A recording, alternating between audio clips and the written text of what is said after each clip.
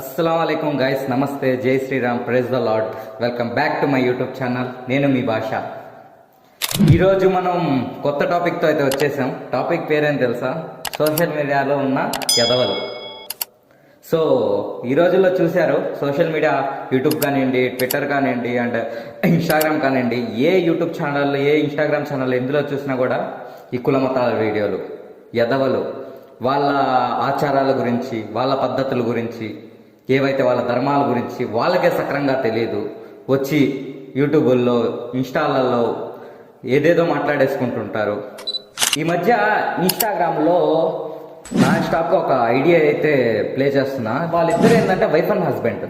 Actually వీళ్ళ ధర్మం గురించి వీళ్ళకి క్లియర్గా తెలియదు, కానీ వీళ్ళ వీడియోస్ కంటెంట్స్ ఎలా ఉంటాయి తెలుసా?